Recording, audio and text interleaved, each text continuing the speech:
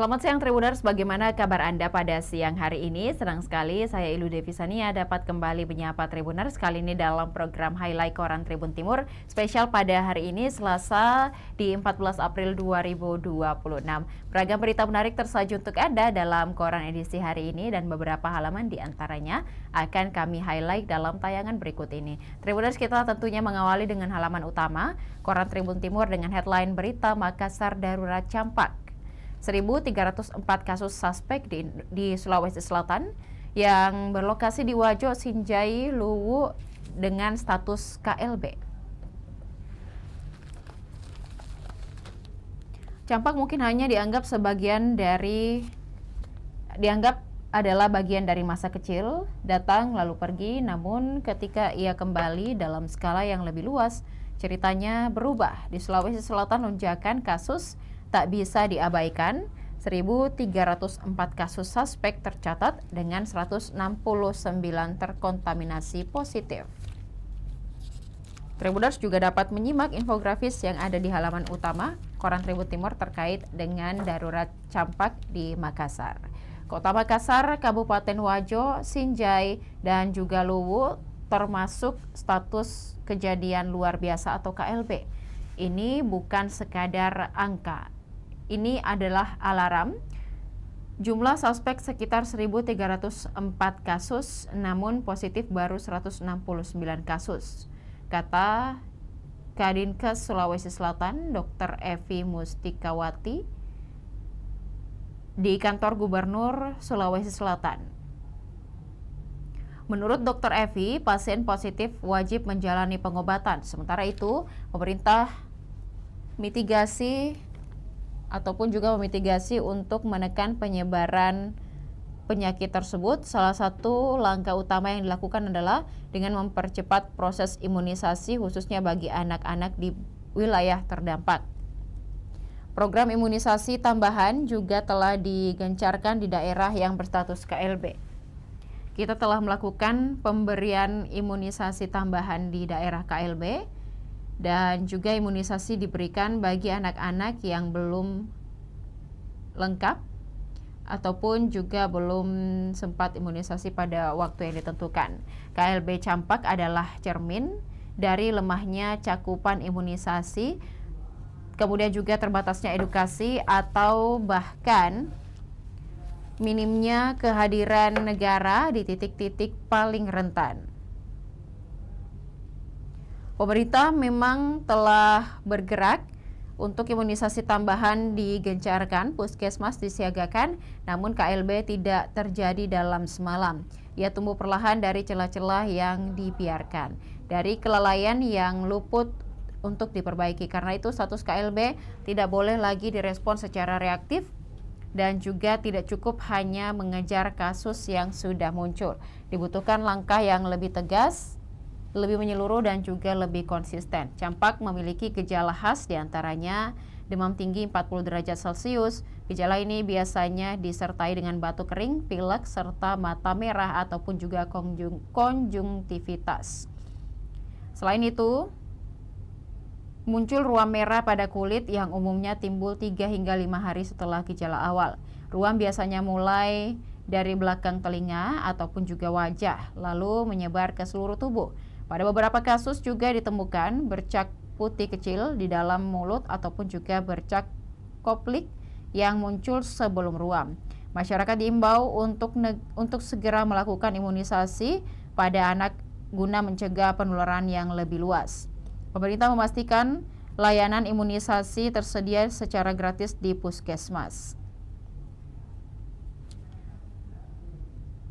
Ia mengingatkan agar anak yang belum dapat imunisasi membatasi kontak dengan lingkungan sekitar, terutama dengan penderita campak yang kini sedang marak terjadi.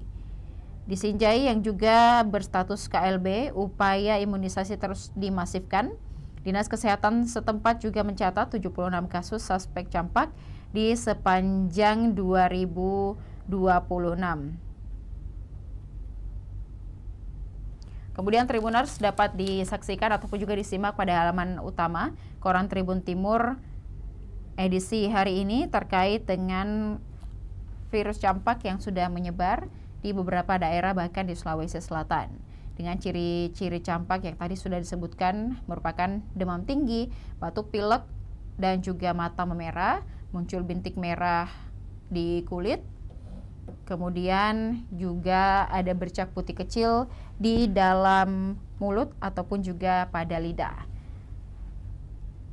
Kemudian beberapa cara pencegahan campak yang dapat dilakukan sebagai mitigasi ataupun juga pencegahan, yakni istirahat cukup, bantu tubuh melawan infeksi, kemudian juga minum banyak cairan, air putih, sup, oralit jika perlu untuk mencegah adanya dehidrasi. Kemudian makan bergizi, perbanyak buah dan sayur untuk meningkatkan daya tahan tubuh, juga obat penurun demam atau nyeri sesuai dengan anjuran dokter, jaga kebersihan mata dan juga kulit karena sering muncul ruam dan mata memerah. Dengan cara pencegahan, hindari kontak dengan orang lain terutama bagi bayi dan juga ibu hamil, gunakan masker dan juga jaga jarak, kemudian jaga berbagai alat makan dan juga jangan berbagi alat makan dan minum. Segera ke dokter jika ada tanda bahaya seperti demam sangat tinggi atau tidak turun, sesak napas, kejang, anak tampak sangat lemas ataupun juga tidak mau minum, kemudian diare atau muntah secara terus-menerus.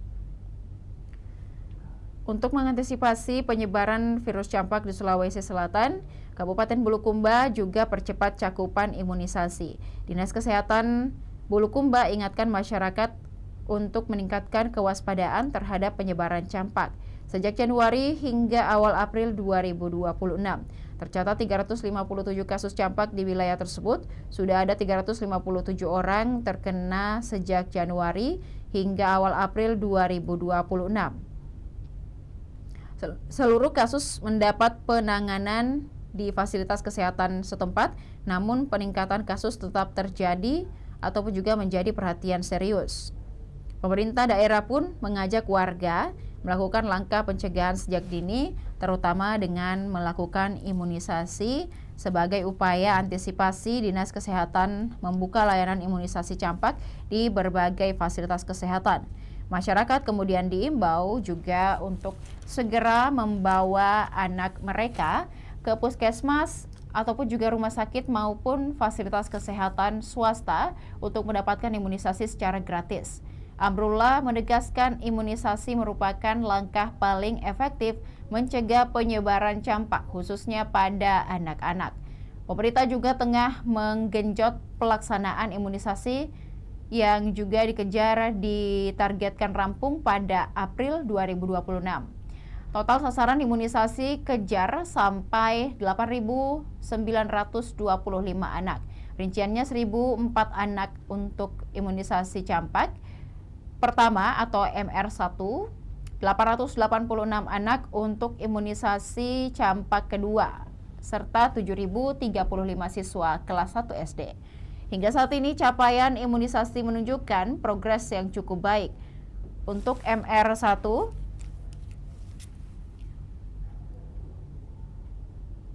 kemudian untuk MR1 yang dapat dilihat juga beberapa kasus sebanyak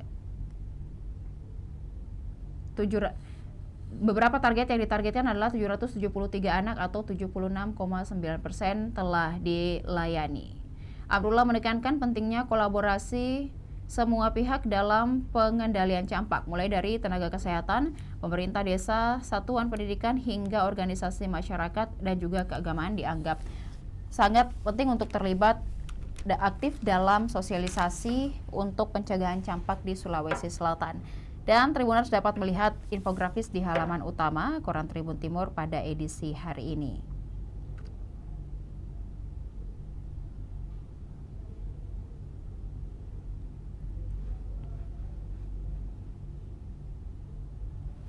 Kemudian Tribuners, berita lain yang ada di halaman utama Koran Tribun Timur edisi hari ini terkait dengan Profesor Muhaimin mengatakan ekoteologi harus masuk program pemerintah.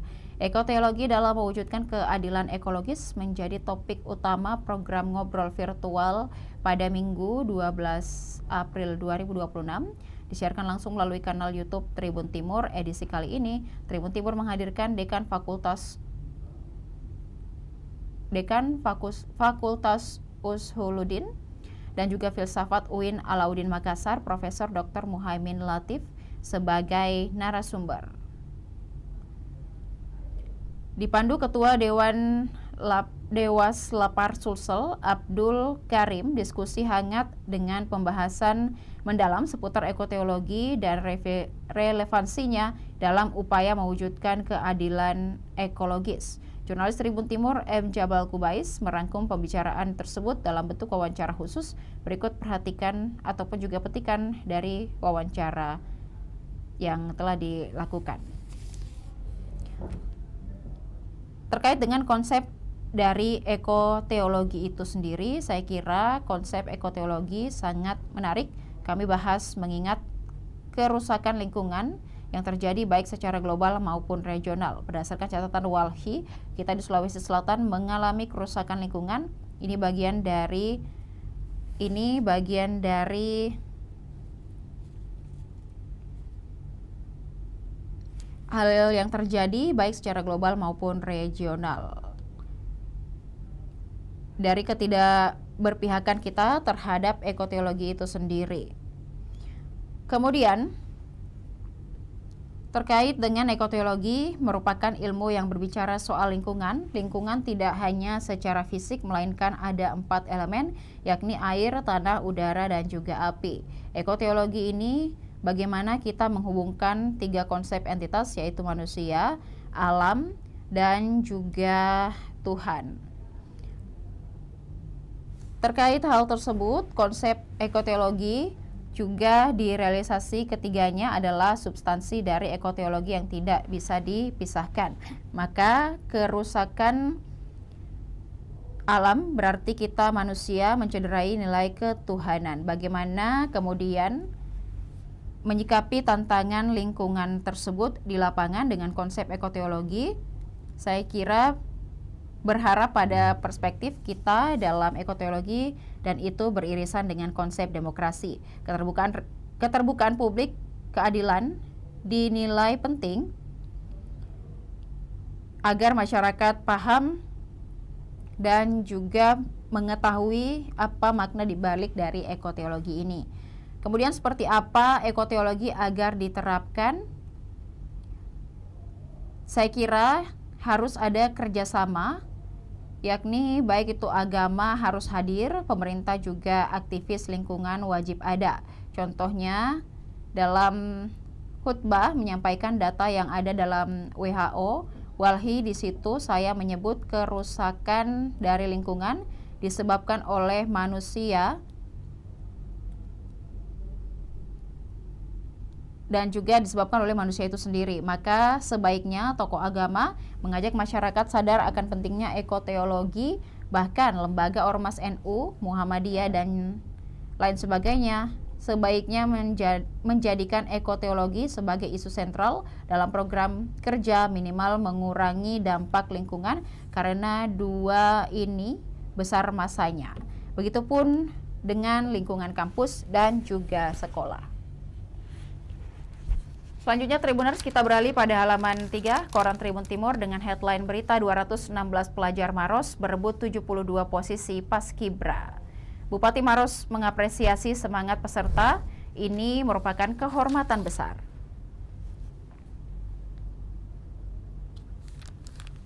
...216 pelajar di Kabupaten Maros bersaing memperebutkan 72 posisi pasukan pengibar bendera ataupun juga Paskibra 2026. Pendaftaran melalui sistem aplikasi transparansi Paskibraka milik Badan Pembinaan Ideologi Pancasila. Dari total pendaftar 94 laki-laki dan juga 122 perempuan. Kepala Badan Kesbangpol Maros, Herwan, mengatakan 196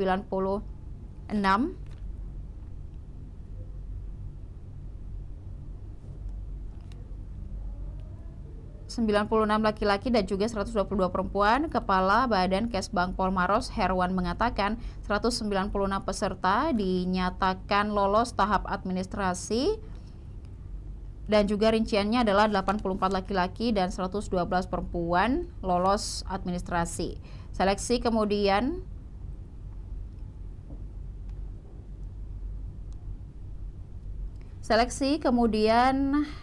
menyisakan 117 peserta yang lolos hingga tahap akhir atau pantuhir. Ia menambahkan seleksi dimulai sejak Maret 2020 dengan sejumlah tahapan ketat. Kemudian Tribuners, kita dapat melihat bahwa seleksi ini dimulai sejak Maret 2026 dengan sejumlah tahapan ketat. Kemudian peserta harus melalui berbagai tes, yakni basis CAT dan juga mencakup tes wawancara kebangsaan atau TWK dan beberapa tes lainnya seperti tes intelijensia umum, serta ada tes kesehatan, juga ada parade, ada juga peraturan baris berbaris dan juga samapta serta wawancara. Menurutnya seleksi tahun ini lebih ketat karena seluruh penilaian dilakukan melalui sistem aplikasi.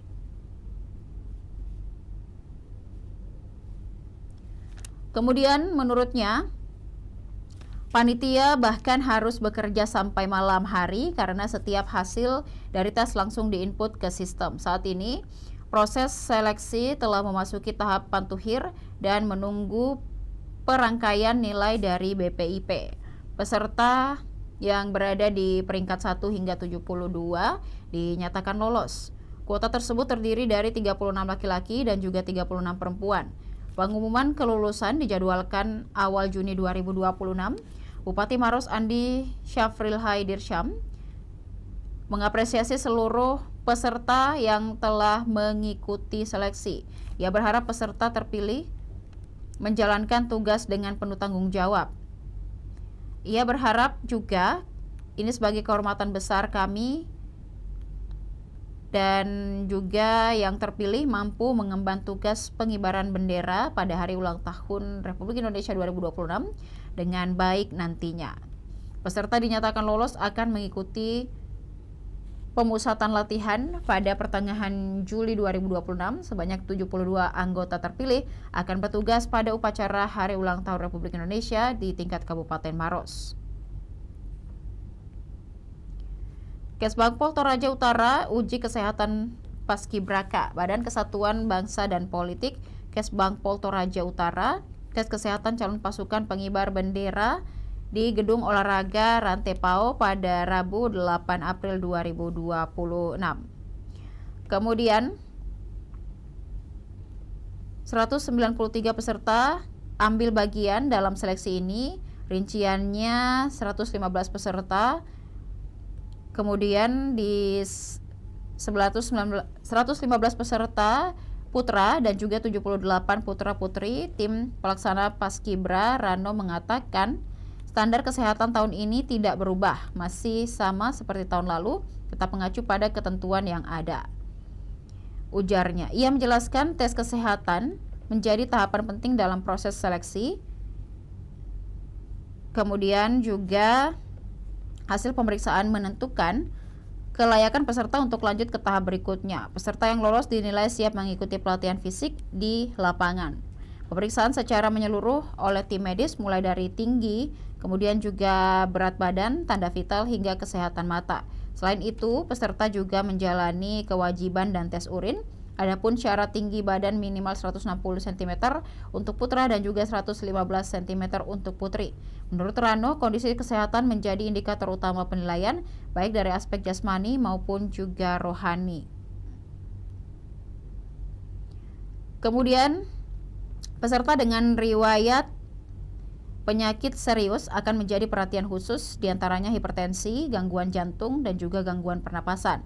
Seluruh proses pemeriksaan dilakukan sesuai dengan SOP oleh tim medis Puskesmas Rantepao. Kesbangpol menegaskan standar kesehatan diterapkan secara ketat peserta tidak memenuhi syarat langsung dinyatakan gugur. Ini untuk memastikan yang terpilih benar-benar siap menjalankan tugas-tugas mereka.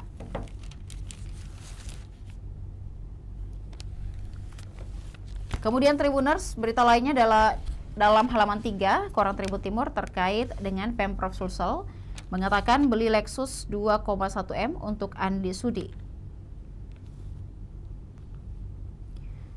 Pemerintah Provinsi Sulawesi Selatan membeli kendaraan dinas jenis Lexus ataupun yang dapat disebut dengan Lexus LM 350H untuk Gubernur Andi Sudirman Sulaiman.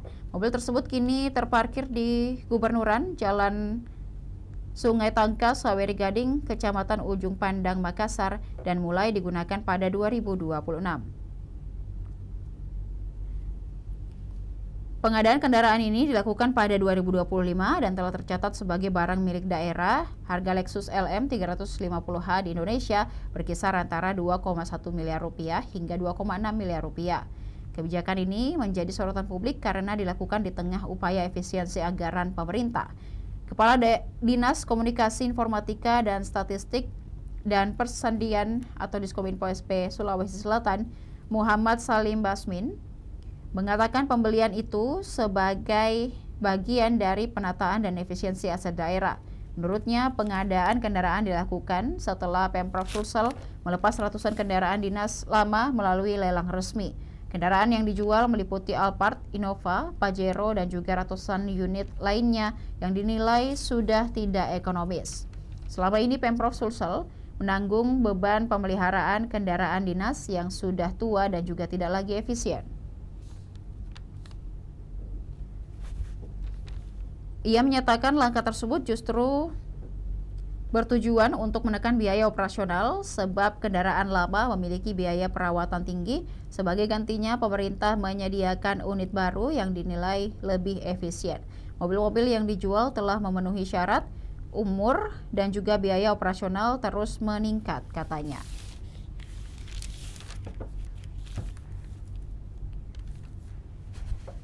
Kemudian Tribuners, kita beralih pada halaman 9 Koran Tribun Timur dengan headline berita 30 miliar rupiah untuk pembebasan lahan PSEL. Pemerintah Kota Makassar akan mengalokasikan anggaran pembebasan lahan untuk pembangunan ataupun juga mendirikan pengelolaan sampah menjadi energi listrik atau PSEL. Kepala Dinas Lingkungan Hidup Kota Makassar, Helmi Budiman, mengatakan kebutuhan anggaran diperkirakan 30 miliar rupiah. Alokasi dana telah diajukan ke Badan Pengelolaan Keuangan dan Aset Daerah untuk ditindaklanjuti. Untuk pembebasan lahan saja kita butuh sekitar 30 miliar rupiah. Jumlah tersebut belum termasuk biaya pematangan lahan yang masih dalam kajian teknis. Pematangan lahan akan ditangani Dinas Pekerjaan Umum dengan mempertimbangkan kondisi lapangan. Dalam hasil rapat lintas kementerian dan juga pemerintah daerah disebutkan lahan PSEL harus ditingkatkan. Ketinggian yang disyaratkan berkisar antara 50 cm hingga 1 meter dari permukaan tanah saat ini. Langkah tersebut untuk memenuhi standar teknis pembangunan fasilitas, industri, peningkatan ataupun juga peninggian lahan juga bertujuan untuk mengantisipasi potensi banjir di lokasi proyek. Ia menyebutkan tingkat kepadatan tanah harus mencapai standar tertentu agar layak dibangun. Proyek PSEL ditargetkan memasuki tahap penentuan pemenang tender pada 2026. Pemerintah juga telah menyepakati perubahan ataupun juga nomenklatur menjadi PSEL Makassar Raya. Perubahan nama itu menyesuaikan konsep aglomerasi wilayah yang melibatkan beberapa daerah yakni Goa, Maros. Jadi bukan PSEL Sulawesi Selatan tetapi juga PSEL Makassar Raya. Helmi tak menapik proyek tersebut juga menghadapi potensi gugatan dari pihak swasta. Meskipun juga perusahaan yang telah berkontrak dengan Pemkot. Perwakilan perusahaan disebut berencana mengajukan gugatan 2,4 triliun. Pemerintah menyatakan tetap membuka ruang penyelesaian secara baik.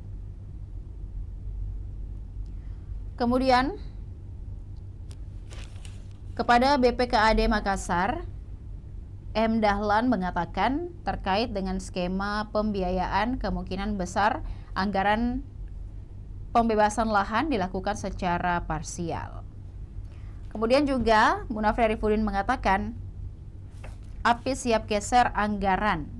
Wali Kota Makassar Munafri Arifudin menegaskan komitmennya untuk proyek PSEL Makassar Raya segera berjalan. Pemerintah kota siap menyesuaikan anggaran melalui mekanisme efisiensi. Menurutnya sejumlah pos anggaran yang dinilai tidak prioritas seperti belanja perjalanan dinas, kemudian juga berpotensi dialihkan untuk mendukung pembebasan lahan proyek strategis tersebut. Bahan anggaran bisa digeser, ada efisiensi termasuk dengan biaya perjalanan yang besar-besaran itu. Kemungkinan sebagian dipindahkan ke sini, kata API. Politisi Golkar ini mengatakan pemerintah pusat telah mengeluarkan surat edaran yang mendorong efisiensi belanja daerah. Hal ini menjadi dasar bagi Pemkot Makassar untuk relokasi anggaran demi mempercepat proyek prioritas. Sudah ada surat edaran dari menteri, makanya sekarang kita menghitung beberapa besar yang bisa langsung digeser dari pos mana saja. Proyek PSEL merupakan program strategis yang tidak bisa ditunda. Ia meminta seluruh jajaran terkait segera merampungkan perhitungan kebutuhan anggaran secara detail. Berita lainnya Tribuners dari halaman 9 terkait dengan dorong kolaborasi dukung UMKM lokal. API hadirkan puncak hari ulang tahun ke-66 di Baru. Wali Kota Makassar, Munafri Arifudin hadir dalam puncak peringatan hari jadi ke-66 tahun Kabupaten Baru, Sulawesi Selatan di kantor Bupati Baru pada Senin 13 April 2026. Kehadiran API sapaan Munafri bukan sekadar seremoni belaka, melainkan juga sinyal kuat bagi penguatan sinergi antar wilayah, khususnya antara Makassar sebagai kota metropolitan dan juga Baru sebagai daerah penyangga. API yang mengenakan jas tutu kuning didampingi oleh Ketua TPPKK Kota Makassar Melinda Aksa yang anggun dengan balutan baju bodo senada. Keduanya disambut jajaran kepala daerah di rumah jabatan Bupati Baru sebelum bersama-sama menuju lokasi acara.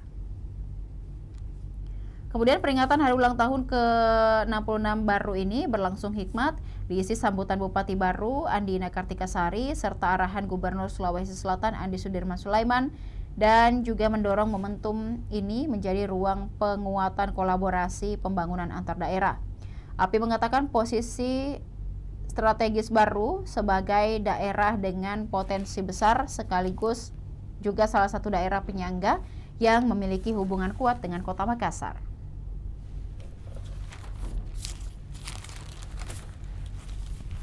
Kemudian Tribuners, masih ada beragam berita menarik tersaji untuk Anda dalam koran edisi hari ini.